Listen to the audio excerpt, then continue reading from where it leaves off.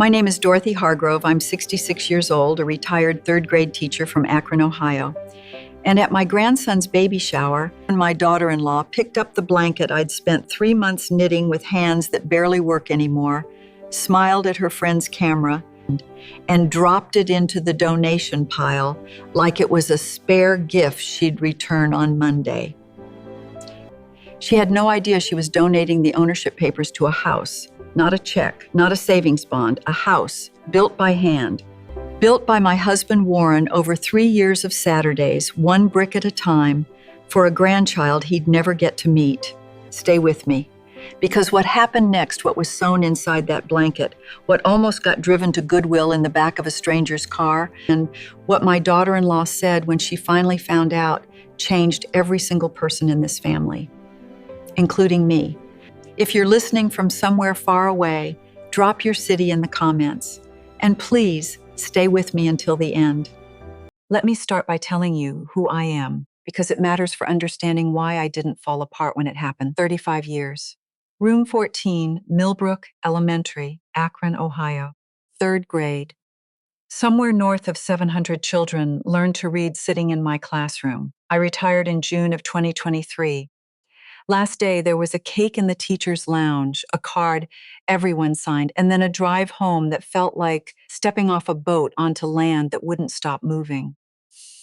That first Monday morning without a classroom, I made my coffee, sat in Warren's chair by the window, and thought, okay, Dot, now what? Warren would have had an answer. Warren always had an answer. But Warren had been gone 2 months by then, and the house felt like a word with its middle letter missing. 35 years of teaching 8-year-olds does something specific to a person. It makes you patient in a way other people sometimes mistake for soft. And it makes you very good at telling the difference between a child who doesn't care and a child who simply hasn't been taught how to look yet.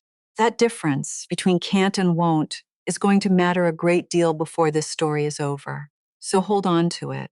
Warren Hargrove was 67 years old when he died, on August 14th, 2023. A general contractor for 40 years, the kind of man who could walk into any room and tell you in 10 minutes what was load-bearing and what was just pretending to be. He spoke the language of foundations and frames and things built to last. He did not, I'll be honest, speak the language of feelings particularly well. But he built things that said everything he couldn't. We married in 1984. Daniel came along in 1986, our only one. And in 1987, Warren came home one evening, unrolled a piece of paper on the kitchen table and said, "Found a lot on Elmwood, corner lot, good drainage. I want to build us a house." I looked at the sketch, rooms measured out in pencil, windows marked, and next to the kitchen in Warren's blocky handwriting, wide windows for the light. "We can't afford to hire this out," I said. "Nope," he said, "so I'm going to build it myself." And he did. Every Saturday for 3 years. His older brother Roy, loud, 4 years his senior, the kind of man who shows up at 6 a.m. with bad coffee and no complaints.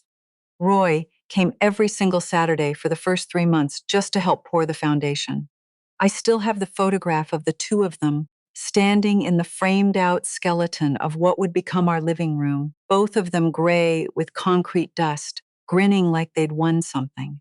We moved into 37 Elmwood Avenue in the spring of 1990. Daniel was 4 years old and absolutely feral about the backyard. What I didn't learn until Warren told me in the hospital, 33 years later, was what he'd hidden inside the walls before he closed them up. "What do you mean inside the walls?" I asked him. "Before I drywalled each room, I put something in," he said. "Behind the outlet on your side of the bed, a piece of paper with your name on it and our wedding date. Behind the baseboard in Daniel's room, a photo of him at 2, sitting in the dirt on the lot.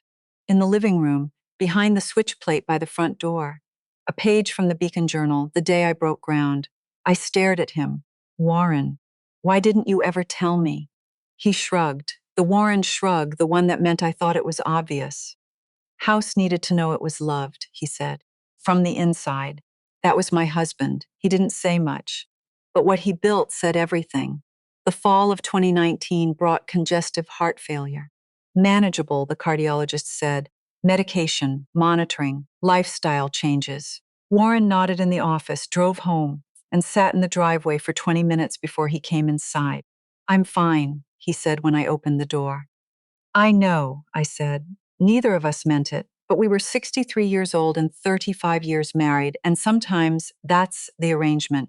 You agree to be fine until you figure out how to be honest about what's actually happening." Daniel married Renee Aldwood in the fall of 2020. Small ceremony, COVID restrictions, the backyard at Elmwood, 20 people, and a great deal of hand sanitizer. Renee had opinions about the chair arrangement that I found both exhausting and, I'll admit, genuinely impressive. By 2021, Warren had watched enough of his buddies go, the slow ones and the sudden ones, that he started thinking the way he always thought best. Practically, with a pencil and a plan. He called Patricia Odom, his lawyer downtown, sat across from her desk, and told her exactly what he wanted. "I want to put Elmwood into a living trust. Beneficia is the first grandchild born to Daniel. Dorothy is the trustee. House passes to the kid at an 18th. Clean, no probate, no court." Patricia drew it up. Warren reviewed every page. He signed in March of 2022 at the Elmwood kitchen table with his reading glasses on and Roy sitting across from him with a cup of coffee. Roy looked up from his mug. "You sure about this?" "Been sure since I poured the foundation," Warren said. Patricia kept the official copy locked in her office downtown. Warren brought the original signed pages home and put them in an old cigar box, the one that had sat on his closet shelf for 30 years, along with a key. The original Elmwood key, brass, worn smooth at the edges, cut in 1990 when the locks first went in. Then he started writing a letter, 4 pages, longhand. It took him several weeks because he kept stopping to remember things. The way the kitchen light came through those wide windows on winter mornings. The sound the porch made settling in the cold. And the porch steps, 2 of them, not 3. I'd asked him about those steps once, years before any of this. "Why only 2? 3's too many for a little kid running out the door," he said. 2 they can handle. 2 they don't fall." I didn't know until I read the letter that he'd made that calculation on purpose, for a child he hadn't met, decades before that child existed. It was a Tuesday in July of 2023, 3 weeks before Warren died, that he brought the cigar box down from the closet and set it on the kitchen table between us. I opened it, the original trust pages, folded in thirds, the letter in its sealed envelope, and the key sitting at the bottom like it had always belonged there. "Patricia's got the official copy locked up safe downtown," Warren said. "What's in this box is the original, his copy, for the baby to hold someday. Daniel and Renee aren't even. They will be," he said. "No question in it." He was quiet a moment. The kitchen was bright, those wide windows doing what they always did. "Don't just hand them an envelope, Dot," he said. "Paper's in a folder, they'll file it away and forget where it came from. But if you put it inside something, something made by hand, something they have to open carefully, they'll remember. Sew it into something. A blanket, maybe. Something for the baby. Make them find it." He squeezed my hand, not dramatic. "Just there, make them open the blanket, Dot. Make it last." Those were nearly the last clear instructions my husband ever gave me. He went into the hospital for the final time 3 weeks later. He died on August 14th, 2023, with Daniel on one side of the bed and me on the other, and Roy sitting out in the hallway because Roy said hospitals made him feel useless, and he'd rather be useless where nobody could watch. I drove home that night, sat in Warren's chair, held the cigar box in my lap, and said out loud to the empty room, "Okay, Warren, a blanket. Give me a little time." I started knitting in October of 2023, 6 weeks after the funeral, when the casseroles had stopped and the cards had slowed, and the house had settled into its new permanent quiet.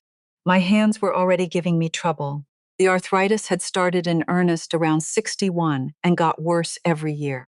Some mornings I'd wake up and my fingers would be so stiff I'd have to run them under hot water for 15 minutes just to get them moving. Holding a pen was fine. Holding knitting needles for any length of time was something else entirely. I did it anyway, 4 rows on a good day, 2 on a bad one. Some evenings I'd sit in Warren's chair with my hands resting in my lap, needles set aside, just waiting for them to cooperate. Then I'd pick up and start again. Cream wool, soft, nothing scratchy. navy blue for the border, the exact color of the shutters on 37 Elmwood, the color Warren had picked from a paint fan at the hardware store in 1990 and flatly refused to reconsider for 30 years. In the lower right corner, I knitted a small house, roof, chimney, 2 windows, a front door, simple like something out of a picture book. And in that same corner, smaller still, Warren's initials, WH, worked in so quietly you'd have to know to look for them. Along the bottom border, in a slightly darker navy, I knitted the address, 37 Elmwood Ave, small enough to miss if you weren't paying attention, impossible to miss if you were. 3 months. I finished in January of 2024 on a Sunday afternoon with the radio on and snow coming down outside. Then I did the real work. On the underside of the blanket, I sewed a flat inner pocket along the bottom edge, hidden flush against the lining, opened by a single concealed seam. I'd made pockets like this before, sewn into coat linings for kids who field trips who couldn't be trusted not to lose their permission slips. Into that pocket, I placed everything from Warren's cigar box, the original signed trust pages, Warren's handwriting on the line, Patricia's notary stamp in the corner, the sealed envelope with his letter, and the key wrapped in a small square of cloth so it wouldn't shift around and make a lump. I stitched the pocket shut, neat, flat, invisible from the outside, wrapped the blanket in plain craft paper, tied it with a navy ribbon, set it on Warren's chair. Okay, I said to the empty room, now we wait. I need to tell you about my daughter-in-law before we get to the shower. Not to excuse what happened, but because 35 years in a classroom taught me there's a difference between a child who won't try and a child who was never given the right tools. Renee Aldwood grew up in Scottsdale, Arizona, only child. Her mother, Cheryl, has been a top real estate agent for 20 years. The kind of woman whose face is on a bus stop bench and who considers that an achievement worth mentioning at dinner. Cheryl raised Renee in one language. Market value, everything had a number. The neighborhood, the car, the bag on your arm. She wasn't cruel about it. She was practical, the way people are practical when they've decided that practicality is the same thing as wisdom. Renee became an interior designer, genuinely talented, a real eye for a room. 40,000 followers on Instagram, a beautiful feed, a brand she'd built from nothing. The trouble was that somewhere along the way, the brand had become the thing itself. When Daniel first brought her to Elmwood, Thanksgiving of 2019, I watched her eyes do a slow, professional scan of the living room, the old furniture, Warren's paint color, untouched since 2004. The mismatched throw pillows I'd accumulated over 30 years of not caring about throw pillows. She smiled and said, "What a cozy house." Cozy, the word people use when they mean small and dated, but they're too polite to say so. I didn't hold it against her. I'd taught enough children to know that how a person sees something the first time is not the same as how they'll see it once they understand what it is. Renee didn't know what that house was yet. I figured, given time, she'd learn. I was about to find out how much time that was going to take. The baby shower was Saturday, February 10th, 2024, at Cheryl's house in Scottsdale. The invitation came on heavy cardstock with gold edges. Garden party attire, it said. A dress code for a baby shower. I wore my good navy cardigan and Warren's pearl earrings, the ones he gave me for our 20th anniversary. I wrapped the blanket in craft paper, tied the navy ribbon, and set the package on the passenger seat, Warren's seat. Big day, honey, I said, backing out of the driveway. We're giving them the house, can you believe it? We're finally going to be grandparents. I had no idea I was about to watch a stranger sort my husband into a donation pile. Cheryl's house was done up like a boutique hotel, white ranunculus everywhere, a balloon arch in 3 shades of grage, catered food that looked better than it tasted, a custom backdrop, baby Liam in gold script surrounded by pampas grass. 30 women, all younger, all glossier, all in clothes that seemed to know they were being photographed. I found a chair near the side, set my package on my lap, and held my secret. Every time a young woman in an expensive dress glanced at my plain craft package with a little flicky, I just thought about the key sewn into the lining and smiled to myself. Renee's friend Skylar was already working the room with her iPhone, a ring light in her bag. She never put the phone down once. Daniel stood near the wall with a mimosa he wasn't drinking, wearing the smile of a man who'd made peace with being somewhere he didn't belong. He caught my eye once and gave me that small, helpless shrug, the one I'd been watching since he was 9 years old. The one that meant, I know, Mom. I'm sorry. I'm not going to do anything about it. I looked away. Renee ran the gift opening like a product launch. She sat in a white chair under the balloon arch, Skylar at the optimal angle, Cheryl standing to her shoulder like a color commentator. Every gift. Hold it up. Name the brand. Thank the giver like the camera was the real audience. Oh my gosh, Nuna, you guys. This is literally the stroller I wanted. The room gasped. Freshly picked in cognac. Okay, I'm obsessed. This is so freaking cute. The room cheered. Cheryl leaned toward the woman beside her after the stroller and murmured, "Retails for 1100. Not quietly enough. There were two gifts left on the table when Cheryl picked mine up. She read the tag. From Grandma Dorothy. She said it the way you'd announce a child's drawing at a school art show, warm, condescending, completely convinced of its own generosity. Oh, how sweet. Grandma made something. A few women went awe. Someone photographed the package before Renee even touched it. Renee took it from her mother, gave the craft paper a quick assessing look. No logo, no branded tissue. The corner of her mouth did something small that she caught and controlled fast. A professional. Let's see what Grandma made, she said, and pulled the ribbon. The paper fell away. The blanket unfolded in her hands, cream wool, navy border, the little house in the corner with its chimney and two windows. The 37 Elmwood Ave worked quietly into the bottom edge. Renee held it up by two corners, evaluating, running it against the nursery aesthetic in her head. I leaned forward. I was going to say it. There's something inside, sweetheart. Feel along the bottom seam. But she was already talking to the room. Isn't that sweet, she said to Skylar's phone, to the balloon arch, to 30 women in garden party attire. Very cottage core, light laughter, the room following its leader. And then Renee did something I have replayed 10,000 times since, and what strikes me every time is not the cruelty of it. It wasn't cruel, exactly. It was the efficiency. She folded the blanket, neatly, precisely, with the practiced hands of a woman who works with fabric professionally. She folded it the way you fold something you've already categorized and decided about. She crossed 3 steps to the corner of the room where a large canvas tote sat. I hadn't paid it any mind when I came in. Black marker on the side, donations, re-gift. Renee placed my blanket inside it, smoothed the top, turned back to the room. Okay, one more, bright smile, done. Skylar had filmed all of it, not as a gotcha. She didn't know, just content, always content. I sat completely still. It wasn't rage. It wasn't the hot, immediate kind of hurt that announces itself loudly. It was quieter than that. The feeling of watching someone hold a sentence up to the light, decide they couldn't be bothered to read it, and set it down. Warren's 3 years of Saturdays in a donation bag in the corner of a grage room in Scottsdale. The key to 37 Elmwood, waiting in the dark of that pocket, not knowing where it was. I looked at Daniel. He was looking at the floor. I sat through the last gift, monogrammed cashmere, which the room received with considerably more enthusiasm. I sat through the toasts and the hugs and the slow winding down. I smiled when smiled at. I answered when spoken to.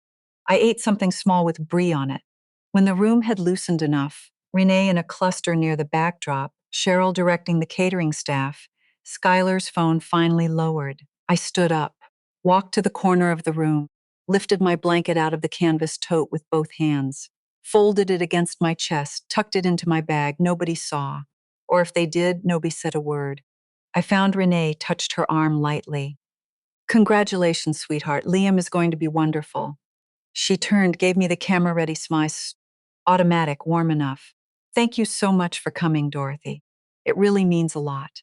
Of course, I said. Take care of yourself. I walked out into the February Arizona sunshine, got into my rental car, and put the blanket on the passenger seat. Sat there with my hands on the wheel. She sorted you into donations, Warren, I said. Not the trash, donations.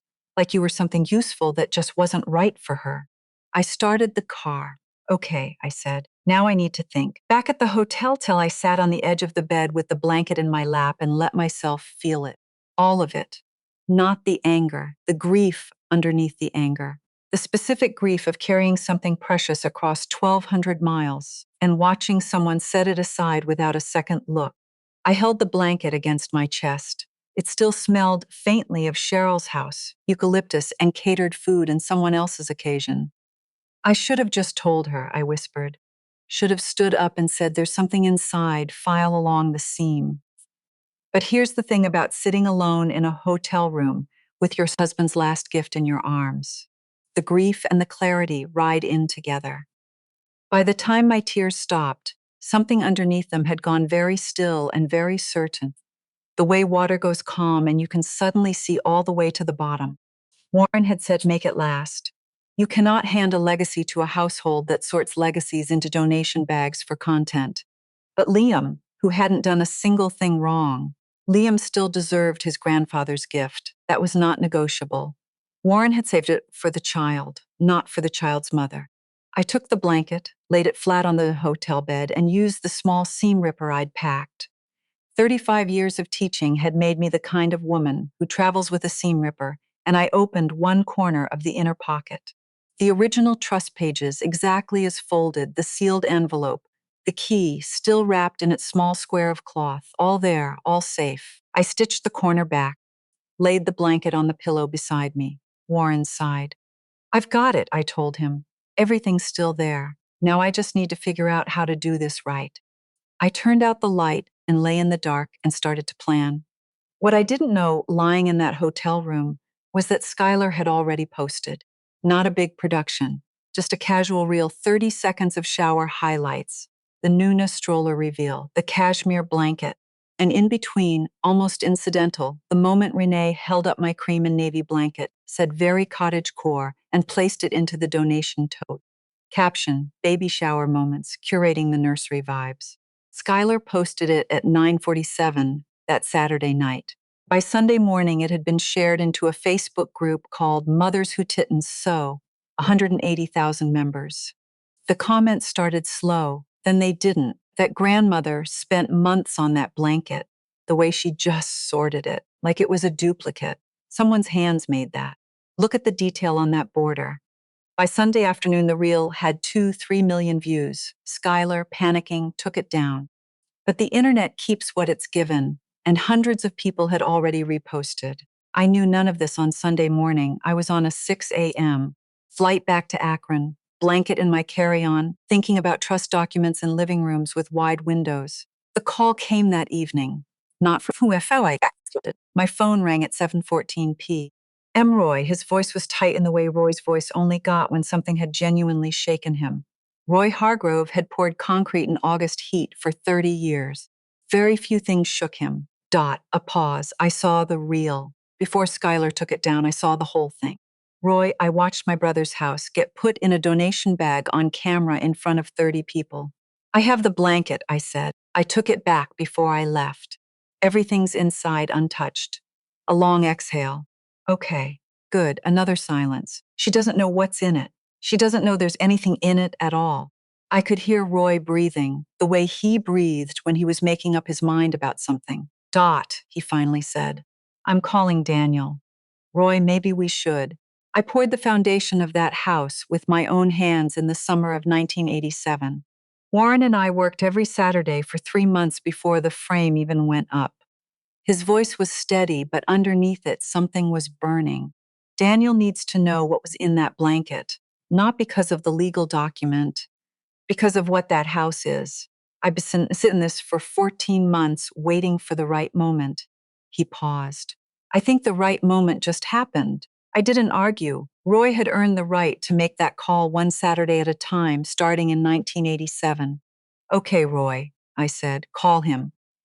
Roy called Daniel at 7:31. I know the timeline because Daniel called me at 8:02, and he told me afterward that he'd sat in a parking lot for 20 minutes after Roy hung up, just staring at the steering wheel. When my phone rang and I saw his name, I picked up before the second ring. Mom. His voice was different, not broken the way you'd expect. Hollow, like something had been removed from the center of it. Roy just called me. I know, he told me the trust, Elmwood, the key, a pause. Tell me you have the blanket. It's right here with me, Daniel. I took it back before I left Cheryl's. Everything inside is exactly as Warren left it. The silence that followed lasted 3 seconds and felt like 3 minutes. Then he exhaled, one long, shaking breath, the kind that comes from somewhere deeper than the lungs. Oh, thank God, he said, then, quieter, Mom, I saw her put it in that bag. I was standing right there.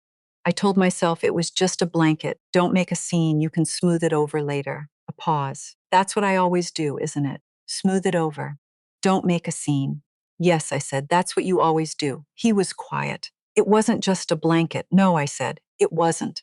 What do you want to do? I'd been thinking about that since the hotel room, since the drive to the airport, since the flight home. I want everyone in one room, Daniel. You, Renee, Roy, Cheryl, if she'll come. And I want to give Liam his grandfather's gift properly, out loud, where everyone understands exactly what it is and exactly what almost happened to it. Okay, he said. Not a question, not a hesitation, just okay. Warren said, make them open the blanket, I said. So that's what we're going to do. Just a little later than he planned. I wasn't in the room when Daniel told Renee that night, but I heard about it from both of them eventually, and the two versions tell you everything you need to know about the people who told them. Daniel's version. He sat her down at the kitchen table, hands still unsteady from the parking lot, and told her straight. There had been a living trust document inside that blanket. The original signed pages, a letter from his father, and the key to 37 Elmwood Avenue, a house Warren had built by hand, now held in trust for Liam. Renee's first words weren't, oh my God. They weren't, is it gone? They weren't even, I'm sorry. Her first words were, how was I supposed to know? She should have said something. Who puts house papers in a blanket and doesn't tell anyone? That's kind of on her, honestly. Daniel didn't respond. He stood up, got his keys, and drove to Roy's house. Renee's versions, which I heard 3 weeks later. She'd been blindsided, made to feel terrible over an honest mistake, and nobody appreciated how much work went into planning that shower. Not once in either version did Renee say the words, I'm sorry, and mean them. I want you to hold on to that, because it matters for what I decided next. What Renee didn't tell Daniel that Sunday night, what I only found out later from Skylar, was that she already knew about the reel. She'd known since Saturday at 11, 2 hours after Skylar posted it. She'd seen the comments building. She'd texted Skylar to take it down. She'd lain awake reading strangers' reactions to something she'd done in 30 seconds without thinking. The way she just sorted it. Someone's grandmother made that. I hope that old woman never finds out. She'd read all of it. And then she'd put her phone face down on the nightstand and told herself it would blow over by morning. What she hadn't admitted to herself yet was that the deflection that's kind of on her, honestly, had come so fast because she was already frightened. Not of losing the house. She didn't fully understand the house yet. She was frightened of being seen the way those comments saw her. A woman who throws away her grandmother-in-law's handmade gift for content. That's the thing about people who live for an audience. The worst punishment isn't a confrontation, it's the audience turning. Daniel showed up at Roy's at 9 that Sunday night. Roy opened the door, looked at him, and said, You eat anything? No, come in, I'll make eggs. They sat at Roy's kitchen table for 2 hours. Roy made scrambled eggs and toast and didn't rush anything. He let Daniel ask questions at his own pace. How long have you known? Daniel asked. About the trust. Since Warren signed it, Roy said. March 2022. I was sitting right where you're sitting. Why didn't you tell me? Roy looked at him evenly. Because it wasn't mine to tell. Warren wanted it to come through the blanket, through your mom, the way he planned. I waited 14 months. I would have waited longer if Skylar hadn't posted that reel. Daniel pushed his eggs around. I stood right there, Roy. I watched Renee put it in that bag and I didn't say one word. I know. I didn't even know what was inside and I still should have. Mom made that thing with her hands. Her hands don't even work right anymore and He stopped. Roy let the silence sit for a moment. Then he said, Your dad used to say something when we were building Elmwood. I'd ask him why he was being so particular about some detail nobody would ever see, the way he framed a window, the pitch of the porch roof. And he'd say, Roy's voice shifted, doing a dead-on impression of Warren that made Daniel's jaw tighten. Roy, the things nobody notices are the things that make everything else feel right. You don't see them. You just feel them when they're gone. Daniel didn't say anything for a long moment. The blanket was one of those things, he finally said. Yeah, Roy said, it was. Monday morning, back in Akron, I was at my kitchen table with coffee and the cigar box open in front of me when my phone started buzzing. A text from a number I didn't recognize. Hi, Dorothy. You don't know me, but I saw a video from a baby shower. Was that your blanket? Please call me. Then another, then another. I called Barbara, Roy's wife, on Facebook since the day it launched. Barb, someone posted a video of my daughter-in-law putting my blanket in a donation bag. Oh, honey, she said. And the way she said it told me she'd already seen it. It was Skylar's reel. It got into one of those big knitting groups. 180,000 members. How many people saw it? A pause. 2.3 million, last count before it came down. I sat very still. Are the comments bad? About Renee? Yes. I thanked her and hung up, sat there with my coffee going cold. And here's what I felt, and I want to be honest about it. I did not feel satisfied. I didn't feel like justice had been served. I felt tired. I hadn't wanted 2.3 million people to see my daughter-in-law at her worst moment. That wasn't the point. That was never the point. The point was a house on Elmwood Avenue and a man who built it one Saturday at a time. I picked up my phone and called Patricia Odom. Dorothy, she said, I was wondering when I'd hear from you. I need to make sure everything is airtight, I said. The original pages are with me, physically secure. The official copy is in your vault. I need to know that regardless of anything that happens between Daniel and Renee, Liam's claim to Elmwood is protected. It is, Patricia said. Liam Hargrove, first child of Daniel Hargrove, receives 37 Elmwood at age 18. You're the trustee. Roy Hargrove is named successor trustee if anything happens to you before then. No one can contest it. It's clean. Of course Warren had named Roy as backup. Of course he had. I thanked Patricia, hung up, and wrote some notes on a yellow legal pad the way I used to plan lessons. Then I called Daniel. I want everyone in one room, I said, my terms, and I'm coming to you. Your house, not mine. You sure? Warren built that house for Liam, I said. It makes sense that I give it from a place where Liam already lives. What I didn't know until later was what happened to Renee that week, between the shower and my visit. She told me herself, months after everything, the way people confess things when enough time has passed and it's finally safe to be honest. She'd stopped posting. For a woman who documented every stage of her pregnancy, every nursery decision, every carefully curated moment, a week of silence was not nothing. Her DMs were full of things she didn't want to read. She'd go into the nursery at night after Daniel was asleep and sit in the glider she'd ordered from boutique in Portland and look at the room she'd designed so carefully, the grage walls, the linen curtains, the rattan mobile casting shadows on the ceiling. She'd Googled the address, 37 Elmwood Ave, Akron, Ohio, looked at it on Street View, a corner lot, mature trees, navy shutters, a porch with 2 steps. She'd stared at that image for a long time. On Thursday, 4 days after the shower, my phone rang at 2 in the afternoon. A Scottsdale number I didn't recognize. I almost didn't answer. I picked up on the 4th ring, Dorothy, Renee's voice, careful like she'd rehearsed this and the rehearsal hadn't gone well. It's Renee. I know, sweetheart. A pause. I want to say something before you come, before everyone's in the room. Another pause, longer. I Googled the house, she finally said, 37 Elmwood. I looked at it on Street View. I wanted you to know I looked. I didn't say anything. I let her keep going. The shutters are navy, she said. Same color as the border on the blanket. Warren picked that color in 1990, I said. Never changed it. There are 2 steps on the porch. Yes. Why 2? I was quiet for a moment. Then I told her what Warren told me. 3's too many for a little kid running out the door. 2, they can handle. 2, they don't fall. The line went very quiet. He built those steps for Liam, Renee said, not a question. He built them for whoever was coming, as I said. He just didn't know the name yet. I heard her exhale, slow, unsteady. Dorothy, I'm not good at this, saying things like this. My mom and I, we don't really, she stopped, started again. I'm sorry. I'm really sorry. Not because of the trust or the legal stuff. I'm sorry because your husband built those steps for my son before my son existed, and I put his blanket in a donation bag and I didn't know, and that's not an excuse. Renee.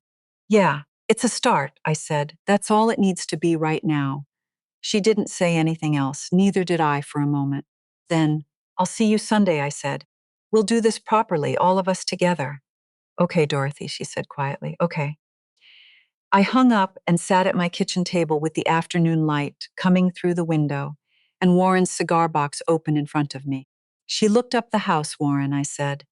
She saw the shutters. I picked up my pen. She's not a lost cause. She's just never been taught how to look. I flew into Scottsdale on a Sunday morning with the blanket in my carry-on. Roy had handed me something before I left Akron, a folded piece of paper, soft at the creases, the kind of soft that comes from years of being handled. Warren drew this on a paper bag from the hardware store, Roy said. Summer of 1987, first day we broke ground.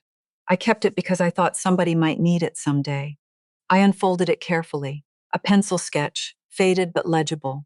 The floor plan of 37 Elmwood, rough and measured in Warren's handwriting, rooms labeled, windows marked, and in the kitchen, underlined twice, wide windows, for the kid. I folded it back along its old creases and put it in my cardigan pocket. Daniel picked me up from the airport. We didn't talk much on the drive. He looked like a man who hadn't slept well in a week, which was accurate. He'd lost some weight. His father's jawline was coming through in a way it only did when he was stressed. How's Renee? I asked. Quiet. She stopped posting. Hasn't touched Instagram since the shower. I know. She called me Thursday. He glanced over. She told me. What did she say about it? She said she apologized to you. A pause. I've never heard her apologize to anyone first, without being cornered into it. He was quiet for a moment. I think the street view did something to her. Looking at the house. Sometimes all a person needs is to actually look, I said. Cheryl was already at the kitchen table when we arrived, sitting with a glass of water, and the posture of a woman who decided to be on her best behavior and found it somewhat uncomfortable. She stood when I came in. Dorothy, good to see you. Cheryl, thank you for coming. Rennie met us in the doorway. Jeans, a white shirt, hair down, none of the careful presentation I'd seen at the shower. She looked younger without it. She looked like someone who hadn't slept particularly well either. Hi, Dorothy, she said. Thank you for coming. Thank you for having me, I said. And I meant it because it mattered that she'd opened the door. We sat at the round kitchen table, Daniel to my left, Cheryl to my right, Renee across from me. I put the blanket on the table between us. Renee's eyes went to it immediately. She'd known it was coming, and still something moved across her face, something that wasn't quite guilt and wasn't quite relief, and was probably both at the same time. Before I say anything else, I said, I'd like to read you something Roy sent with me. I took the folded paper from my cardigan pocket, opened it flat on the table so everyone could see the pencil sketch, the faded measurements, Warren's handwriting, all of it. Warren drew this on a paper bag the day he and Roy broke ground on 37 Elmwood, I said. Summer of 1987, Roy kept it for 37 years. The table leaned in. Even Cheryl leaned in. I pointed to the kitchen notation. Wide windows for the kid. Daniel was 1 year old, I said. Warren hadn't built a single wall yet, and he was already designing the kitchen for a child who might not exist for another 30 years. Nobody said anything. I folded Roy's paper back, set it aside, and picked up the seam ripper from my bag. Warren's last clear instruction to me was to sew his gift inside something handmade, to make them find it, make it last. I looked at the blanket, so that's what we're going to do, right now, together. I opened the inner pocket slowly, the seam ripper sliding through the stitches I'd sewn in January with hands that had made me earn every single row. I reached in and set the contents on the table one at a time. The original trust pages first. I smoothed them flat. Warren's signature on the line, Patricia's notary stamp in the corner, the date, March 2022, and the property description. 37 Elmwood Avenue, Akron, Ohio. Beneficiary. First child born to Daniel Warren Hargrove. This is the original of the living trust document Warren set up with his lawyer 2 years before he died, I said. It places 37 Elmwood, the house Warren built himself, every nail and frame and wide kitchen window, into trust for Liam. When Liam turns 18, the house is his. Clean title, no probate, no court. Patricia Odom downtown has the official copy in her vault. This original belongs to Liam. I smoothed the pages. Warren started planning this before Renee and Daniel were even engaged. He knew the house needed to outlast him, so he made sure it would. Cheryl looked at the document. I watched her eyes move across it. The property description, Warren's signature, the notary stamp. Her jaw tightened. What's the assessed value of? The house is not on the market, Cheryl, I said. Not unkindly, just clearly. It was built by a man who worked 6 days a week so he could spend Saturdays building something that would outlast him. You can't comp that. Cheryl opened her mouth, closed it, looked at the document again. I'm not trying to, she started. I know, I said. It's the only language you were given. But this is a different conversation. She sat back, set her hands flat on the table, and for once Cheryl Aldwood didn't have a number for what was in front of her. I set the key on the table next. The original Elmwood key, brass, worn, smooth at the edges, still on its ring. It made a small solid sound against the wood. Renee's hand moved just slightly, just a reaching, then stopped. She looked at me. Go ahead, I said. She picked it up, held it in both hands. Looked at it the way you look at something when you're trying to understand what it is and what it means at the same time. Daniel was very still beside me. Then I took out the envelope. Warren's letter, sealed, his handwriting on the outside. Open when you're ready to understand what your grandfather built and why. Warren dictated this to me in the hospital, I said. He made me read it back to him twice. It's for Liam to open when he's ready in his own time. But Warren wrote a few lines at the front for the family, for whoever was in the room when the blanket was finally opened. I broke the seal. My hands were steadier than I expected. He didn't know it would be a room like this, I said. He just knew there'd be a room someday. I read, if you're hearing this, then the little one has finally arrived, and I'm sorry I couldn't be there to be a nuisance about it. Daniel pressed his fist against his mouth. I built 37 Elmwood with my brother Roy over 3 years of Saturdays. I was 31 years old and Daniel was learning to walk, and I had no idea what I was doing half the time. Roy will tell you that's an understatement, but I knew one thing. I knew I was building it for someone who didn't exist yet. Every wide window and every low porch step and every room. I was building it for whoever was coming. Proof that someone was thinking about you before you arrived. Proof that you were wanted. Spend the money on something that lasts. And whatever you do, be the kind of family that knows the difference between what a thing costs and what a thing is worth. Your grandmother knows. Learn it from her. All my love, Warren. I folded the letter, set it down. The room was completely silent. Daniel had his face turned toward the window, shoulders moving. Renee was looking at the key still in her hands, and her eyes were bright, and she wasn't performing anything. No camera, no audience, nobody to perform for. Just a woman sitting with a brass key and the weight of what it meant. Cheryl was looking at the table. She'd set her water glass down, and her hands were flat on the wood, and she looked, for the first time since I'd known her, like a woman who didn't know what the right thing to say was and understood that mattered. I let the silence breathe the way I'd learned. Just let silence breathe in a classroom. Some of the most important things happen in the quiet after the lesson, not during it. It was Renee who spoke first. I designed 7 nurseries last year, she said. Her voice was low, careful, like she was testing the words as they came. Every single one. I'd sit with the parents first and ask them, what do you want this room to say to your child? What's the story of this space? She paused. I never once asked myself that question about my own house, about Liam's house. She looked up at me. He answered it for me. 30 years before Liam existed. I looked at my daughter-in-law, really looked at her. Not the Instagram version, not the Scottsdale version, not the woman at the shower with the donation bag, just Renee. 31 years old, tired, holding a brass key, trying to learn a language she'd never been taught. I want to make it right, she said. Not just saying sorry, actually making it right. Is there a way to do that? What are you thinking? I asked. The house has been empty 14 months, she said.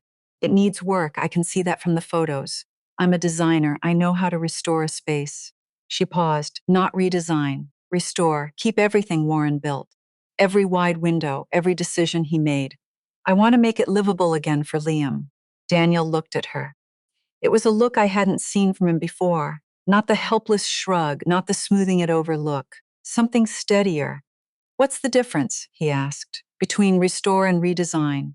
Redesign is about what I want the space to say, Renee said. Restore is about listening to what it already says. I looked at Roy's pencil sketch, still unfolded at the edge of the table. I looked at the key in Renee's hands. I looked at Warren's letter folded neatly beside the trust pages. There's one condition, I said. Okay, you take Roy with you the first time you walk through that house. He knows every wall, every decision, everything Warren put inside them and why. You listen to everything he tells you before you pick up a single paint chip. You understand what you're working with before you touch it. Yes, she said, without hesitation. And the blanket stays on Liam's crib. It's already there, she said quietly. I put it there the night Daniel told me what was inside it. It just seemed like where it was supposed to be. Something in my chest settled, some last held tension releasing quietly, the way a knot loosens when you finally stop pulling against it. Then Cheryl spoke. The first time since I'd read the letter. Her voice was different, not the real estate agent voice, not the bench ad voice. Dorothy. A pause. At the shower, I said, "How sweet, Grandma made something." I said it like she stopped. "I know how you said it," I told her. "I know you do." She looked at the trust document. I've been putting numbers on things for 20 years. Square footage, comparables, what the market will bear. I look at something, and the first question I ask is, what's it worth? She paused. I don't know how to do what Warren did. I'm not sure anyone taught me how. But I'd like to. She stopped again, looked at her hands. I'd like Liam to grow up knowing the difference, even if I'm still learning it myself. It wasn't a grand speech. It wasn't a transformation. It was a 58-year-old woman saying something true and finding it harder than she expected. That was enough. Okay, Cheryl, I said. That's enough for today. I picked up the key and held it for a moment, the weight of it, worn smooth by 34 years of the same lock, the same door. Then I set it in the center of the table. Here's what happens now, I said. The original trust pages go to Patricia's vault for safekeeping alongside the official copy, both secure, both documented. The house is Liam's at 18, exactly as Warren intended. Until then, I'm the trustee. I looked at Daniel and Renee. You decide if you want to move in. Raise Liam there. Warren built it to be lived in. The house will be Liam's at 18 either way. Daniel looked at Renee. Something passed between them, the kind of silent conversation that only works between two people who've been through something hard together recently. We'd like that, Daniel said.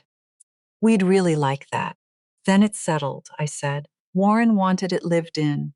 He'd want Liam to grow up knowing every room. I folded the trust document and slid it back into its envelope, to be delivered to Patricia on Monday. The letter went back into its envelope, still sealed for Liam, waiting for 18 years from now. I put everything back into my bag except Roy's pencil sketch, which I slid across the table to Renee. When you walk through Elmwood with Roy, take this with you. It's the original floor plan, drawn on a hardware store bag the day they broke ground. Every decision Warren made started with this drawing. Renee picked it up carefully, unfolded it, looked at the pencil lines, the measurements, the notation in the kitchen. Wide windows, for the kid. She touched it lightly with one fingertip, the way you touch something when you've just understood what it is. I'll take care of it, she said. I know you will, I said. And I meant it.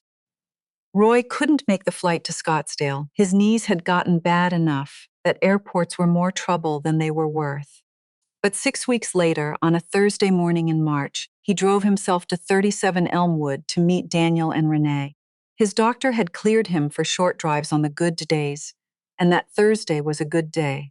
He told me about it that evening on the phone, and I could hear in his voice that it had gone exactly the way it needed to go. Renee had shown up with a notebook, a tape measure, and Roy's floor plan sketch in a clear plastic sleeve she'd bought specifically for it. Roy said he'd stood on the porch watching her walk up the front path, and she'd stopped at the 2 steps and just stood there a moment before coming up. She counted them, Roy told me, out loud, 1, 2, like she was making sure. What did you say? Nothing, he said. Some things don't need commentary. He walked her through the whole house. Every room, every decision Warren had made, every detail that looked accidental and wasn't.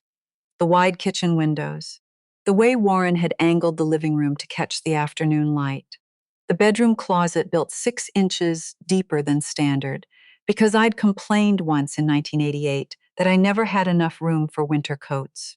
He remembered that? Renee asked Roy, standing in that closet. Warren remembered everything that mattered to the people he loved, Roy said. He just didn't say it out loud. He built it instead. Rennie filled 14 pages in her notebook, didn't touch a single wall or open a single cabinet without asking Roy what Warren had put there and why.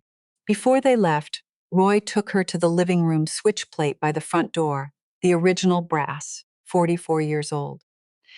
Behind that, Roy said, is a page from the Akron Beacon Journal, the day Warren broke ground. He put it there before he closed the wall. Renee looked at the switch plate for a long moment. When we restore, should we leave it? Roy said. Some things are meant to stay inside the walls. She wrote it down. Roy called me that night and said, Dot, I think she gets it now, I really do. What made you sure? I asked. She asked me what Warren's favorite thing about the house was, Roy said. I told her the porch, sitting out there in the evenings, watching the street. She wrote it down, and then she asked me, what time of day did he usually sit out there? So she'd know which direction to face the chairs. I didn't say anything for a moment. Yeah, I said, she gets it. The restoration took 4 months. Renee matched the navy shutter color by taking paint chips to the hardware store and spending an afternoon with color fans until she found the exact one Warren had used in 1990. She had the porch boards refinished rather than replaced because the originals were solid oak, and Roy said Warren had spent 3 weekends getting the fit right, and they deserved to stay. She found a retired carpenter in Akron who'd worked alongside Warren on a project in the late 90s. He came and looked at the kitchen cabinets Warren had built by hand and said he could fix the warped drawer fronts without replacing them. Keep them, Renee said without hesitating. She called me from the kitchen one Tuesday afternoon, standing in the light coming through the wide windows. Dorothy, she said, I want to tell you something. Go ahead. I've designed a lot of spaces, beautiful ones, and I was good at it. I still am. But I was always starting from zero, from what I wanted the room to be. She paused. This is the first time I've ever restored something. And I didn't understand until now that there's more skill in it, more patience. Because you're not inventing, you're listening. You're trying to hear what's already there. I sat down in Warren's chair. Warren would have liked you, I said, if you'd come in through the right door. What's the right door? The one where you already know a house is more than square footage, I said. You found it. Just took a little longer than some. She finished in July. I flew down on a Friday and Renee picked me up alone. Daniel and Liam were at Roy's for the afternoon, which she'd arranged deliberately. We pulled up to 37 Elmwood, and I sat in the passenger seat for a moment before getting out. The navy shutters were bright again, matched perfectly. The porch boards were smooth and clean. The 2 steps looked exactly as they always had, small, low, manageable, built for a child running out the door. Ready? Renee said. Give me just a second, I said. I looked at the house, Warren's house, 40 years of a man's care visible in every line of it. Okay, Warren, I said quietly to myself, here we go. We went through the front door. Renee walked 1 step behind me and didn't say a word. She let me move at my own pace, stop where I needed to stop, look at things as long as I wanted. The living room was exactly as Warren had built it. Same layout, same light. Renee and Daniel's furniture was warmer than I'd expected. Nothing that fought the room. A reading chair by the window. The original's brass switch plate, undisturbed by the front door, the kitchen. The wide windows poured afternoon light across the counters the way they always had. Warren's hand-built cabinets, the drawer fronts repaired, the wood oiled back to life. A round kitchen table, 4 chairs, positioned exactly where the light would catch it in the morning. I stood at the counter and looked out the wide windows at the backyard. He used to stand here, I said, Saturday mornings. Coffee. He'd stand right here and look at the yard while everything was still quiet. I know, Renee said. Roy told me. That's why I put the table where I did. So whoever's in the kitchen in the morning has the same view he had. I turned back to the window so she wouldn't see my face for a moment. We went down the hall to the nursery. Liam's crib against the wall, the rattan mobile turning slowly. And on the crib, folded over the rail with the navy border facing out, the little house visible in the corner, the blanket. I walked over and straightened one corner, touched the initials worked into the lower right corner. W.H. Warren's initials, small enough you'd have to look. I noticed those last week, Renee said from the doorway. I'd been looking at that blanket every day for months, and I finally saw them. Most people don't, I said. You have to know to look. I'm learning, she said. How to look. We went out to the porch last. 2 wooden chairs facing west, exactly the right angle. A small table between them. I sat down. The street was quiet. Mature trees, afternoon light coming through in long pieces. A neighbor walking a dog, a kid on a bike. The ordinary, unhurried movement of a residential street on a Friday afternoon. Warren's view, exactly Warren's view. Renee sat in the other chair and we were quiet for a while, the kind of quiet that's full rather than empty. My mom called last week, she said. She heard we were moving to Akron. She asked me what the house appraised at. A pause. And for the first time in my life, I didn't know how to answer her in any language she'd understand. What did you say? I told her it's worth exactly what it cost to build it. She asked what that was. I said, about 3 years of Saturdays in a hardware store paper bag. She almost smiled. She said I wasn't making any sense. Which probably means you're finally making the right kind, I said. We sat on the porch until the light started to shift. Then Daniel came back with Liam, 8 months old by then, round-faced and serious in the way babies are serious when they're taking inventory of the world. Daniel stood on the front path and looked up at the house with an expression I recognized from his father. The expression of a man seeing clearly for the first time something he'd been looking at his whole life. He came up the 2 steps, 1, 2, and stood on the porch and looked at his son and then at me. It's right, isn't it? He said. It feels right. It always felt right, I said. Now you can feel it too. He sat down on the porch step and put Liam in his lap, and Liam grabbed his father's finger with both hands, with the focused seriousness of someone conducting an important experiment. Roy pulled up to the curb 10 minutes later, a good day for the drive over, and climbed out of his truck moving slowly the way he moved these days. He stood on the sidewalk with both hands in his jacket pockets and looked up at the house for a long time without saying anything. Then, you got the shutters right. I matched the original chip, Renee said. No, Roy said. Warren would know it too. He looked at the porch, at the 2 steps, at Daniel sitting on them with Liam. His jaw moved once. Then he came up the path and sat down beside his nephew on the step and said to Liam, very seriously, your grandpa built these steps for you specifically. Don't let anybody tell you different. Liam looked at him with great gravity and tried to eat Roy's jacket button. Good instincts, Roy said, still in act. My hands are worse this winter. Some mornings the needles win entirely and I can't knit at all. But I'm working on something slowly, a few rows on the good days. A small rug for the Elmwood porch, thick wool, navy and cream, sized for the space between the 2 chairs. Warren's initials in the center, on the underside, where you'd only see them if you picked the rug up and looked. Because that's what we do. We sew ourselves into things quietly and we wait to see who looks closely enough to find us. Daniel and Renee moved into Elmwood in August. The first night they were there, Renee sent me a photo. No caption, no filter, just a phone picture taken in the evening. The porch, the 2 chairs, the street beyond, and at the edge of the frame in Renee's hand, a cup of coffee. Sitting in Warren's chair, watching the street go quiet.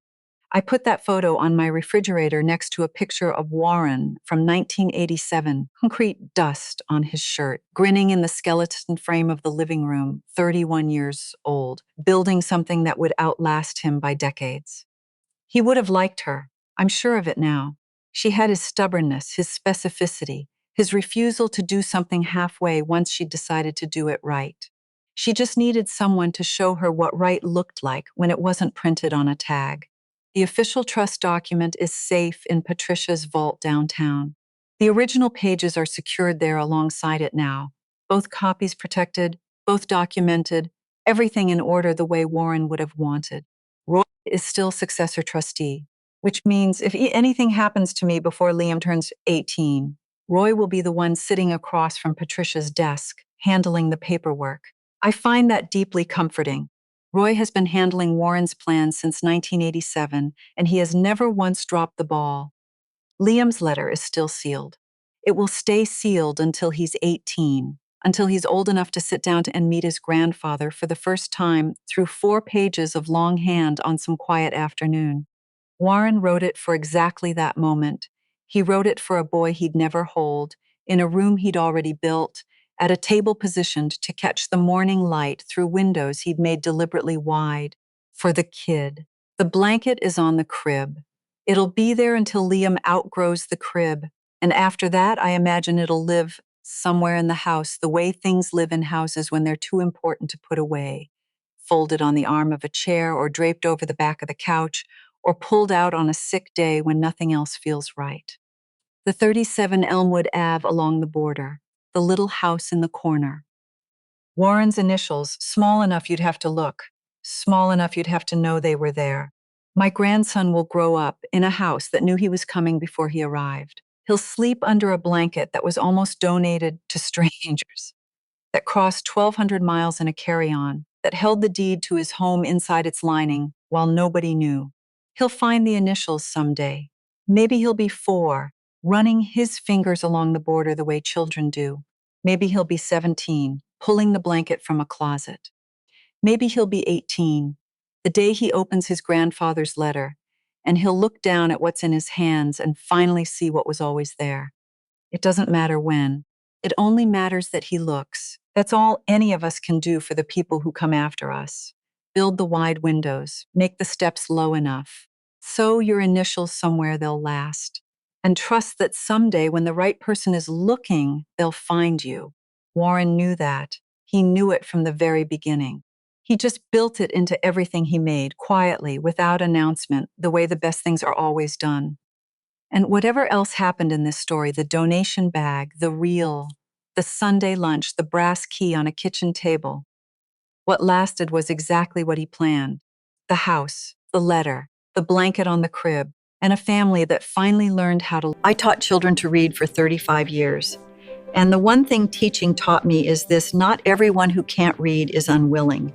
Some people were just never given the right text. Renee couldn't see what Warren built because no one had ever taught her that. Some things are written in a language that has nothing to do with price. She learned. Slowly. On a porch with 2 steps built low for a child who wasn't born yet. That's all any of us can do, and stay humble enough to keep learning how to read. If someone made you something by hand, take it out tonight, look at it again. That's not an object. See you next time.